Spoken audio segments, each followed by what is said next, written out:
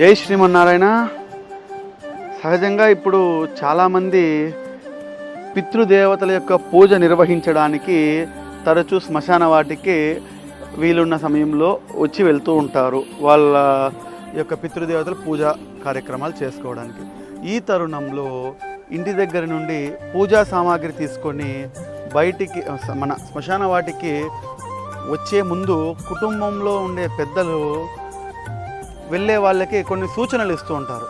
ఇటువంటి సూచనల్లో కొంతమంది పూజా సామాగ్రి ఏమినికి తెద్దండి, అంతా ఆడే పడేసిరండి, మనకేం అవసరం లే, తేకూడదు అట్లా అనే ఒక భయం క్రియేట్ చేస్తూ పిల్లవాళ్ళని పంపిస్తున్నారు.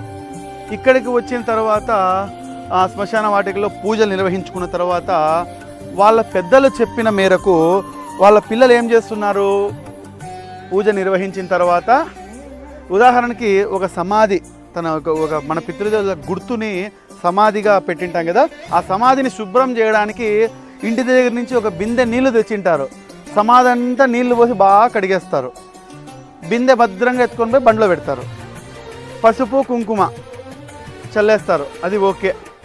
దీపం తెచ్చింటారు, నూనె బాటిల్ తెచ్చింటారు, దాంట్లో ఎంత కావాలో అంత నూనె వేసి ఆ బాటిల్ అక్కడే పెట్టేస్తారు.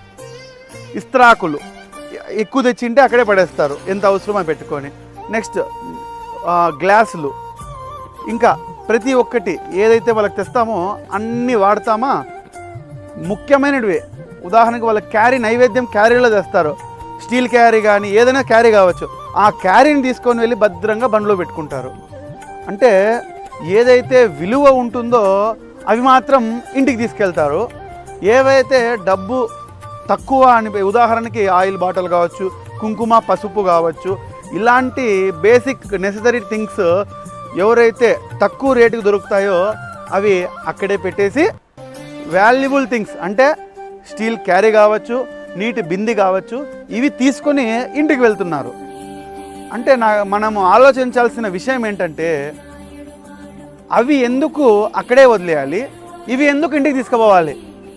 ఇది ముఖ్యంగా ప్రతి ఒక్క మనిషి ఆలోచించిన విషయం, ఖచ్చితంగా ఆలోచన చేయాల్సిందే. కాబట్టి మన పితృదేవతలకి ఏదైతే పూజా సామాగ్రి మనం తెచ్చుకుంటామో, మీ యొక్క పూజా సామాగ్రి ఏదైతే ఇప్పుడు వాడినారు కదా, తీసుకెళ్ళండి. మిగిలింటే తీసుకెళ్ళి ఇంట్లో మీ పితృదేవతల కార్యక్రమానికే ఉపయోగించండి. ఎవరైనా ఉపయోగించద్దన్నారా? ఇంకా మహాలయ పక్షాల్లో పెత్తర్ల అమావాస్య రోజు చూడాల, శ్మశానమంతా ఆ నూనె బాటిళ్ళు, కర్పూరం ప్యాకెట్లు, మిగతా అనవసరమైన చెత్తతో ఇక్కడే పెట్టేస్తున్నారు. కాబట్టి ముఖ్యంగా ప్రతి ఒక్కరు ఆలోచించాల్సిన విషయం ఏంటంటే మన పితృదేవతలకి మన ఇంటి నుండి తీసుకొని వచ్చే పూజా సామాగ్రిని ఎంత అవసరమో అంత వాడుకొని తిరిగి వాళ్ళ కార్యక్రమం ఇంట్లో, మన దేవుళ్ళే కదా, మన పితృదేవతలే కదా, వాళ్ళ పూజా సామాగ్రిని మనం ఇంట్లో వాడుకోవచ్చు, తిరిగి ఇంటికి తీసుకెళ్ళచ్చు. ఎవరైతే బలంగా మీరు తీసుకురాకూడదు అని అంటారో అలాంటి వాళ్ళకి ఓ చిన్న మాట, మనం ఇక్కడికి వచ్చినప్పుడు మన మెడలో ఒక చైన్ ఉంటుంది, మన జోబులో పర్సు ఉంటుంది, ఒక మొబైల్ ఫోన్ ఉంటుంది, మన జోబులో కొంచెం డబ్బు కూడా ఉంటుంది, తెచ్చుకొని పెట్టుకుంటారు. శ్మశాన వాటికి వచ్చినప్పుడు అన్నీ అక్కడే పడేసేయండి అనే ఆలోచనతో ఉండే మీరు ఏవైతే శరీరం పైన ఉన్నాయో, వస్త్రాలు కావచ్చు, ఉంగరాలు కావచ్చు, బంగారు కావచ్చు, ఏదైనా సరే ఇక్కడే వదిలేసిరండి. శ్మశానంలోనే వదిలేసి ఉత్త శరీరంతో పోండి. దయచేసి అలాంటి అపోహల్ని నమ్మద్దండి. మీరు ఎడ్యుకేట్ కండి, అవేర్నెస్ రండి. సో కాబట్టి ప్రతి ఒక్కరూ ఈ వీడియో చూసిన తర్వాతన్నా కొంచెం అవగాహన తెచ్చుకొని ముందుకు వెళ్తారని ఆశిస్తూ జై శ్రీమన్నారాయణ.